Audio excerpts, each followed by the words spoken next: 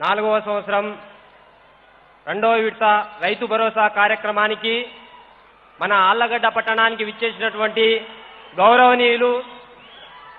గౌరవనీయులు రైతు బాంధవుడు మన అన్న అయినటువంటి శ్రీ వైఎస్ జగన్మోహన్ రెడ్డి గారికి ముందుగా నా యొక్క నమస్కారాలు తెలియజేసుకుంటున్నానన్న.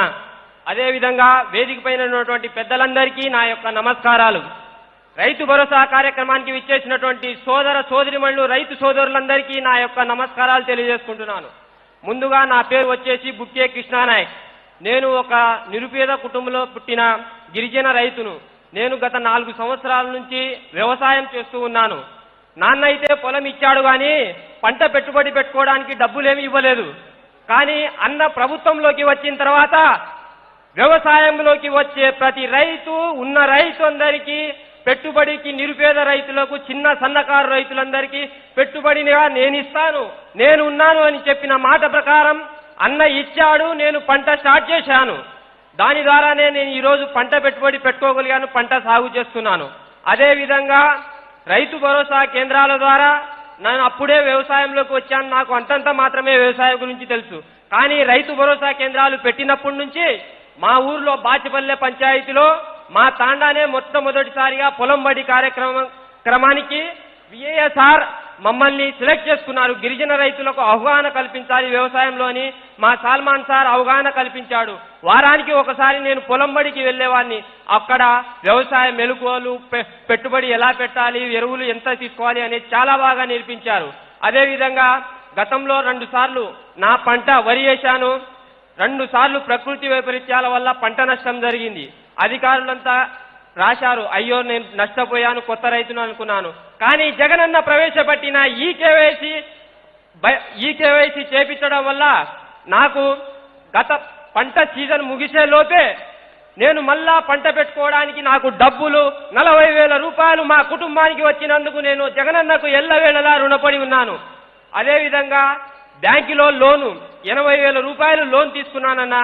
80,000 రూపాయలు నేను సకాలంలో తిరిగి బ్యాంకుకు కట్టాను సంవత్సరంలో. దానికి 0 వడ్డీ కింద 3,000 రూపాయలు చిల్లర నాకు పడిందన్నా. కానీ గతంలో ఇటువంటి 0 వడ్డీ కానీ ఇవి ఏమి ఉన్నాయని మాకెప్పుడు తెలియదు, ఎవ్వరూ చెప్పలేదు. అదేవిధంగా ఈ ఇన్పుట్ సబ్సిడీ కానీ, పంట నష్టం కానీ గతంలో ఎన్నోసార్లు పంట నష్టం జరిగినా కూడా ఏ ప్రభుత్వంలో కానీ మాకెప్పుడు ఈ పంట నష్టం కానీ, ఇన్సూరెన్స్ కానీ ఎప్పుడూ రాలేదు. కానీ ఇప్పుడు అధికారులే మా దగ్గరికి వచ్చి ఇన్పుట్ సబ్సిడీ కానీ, ఈకేవైసీ కానీ, పంట నమోదు కార్యక్రమం చాలా బాగా చేస్తున్నారన్న.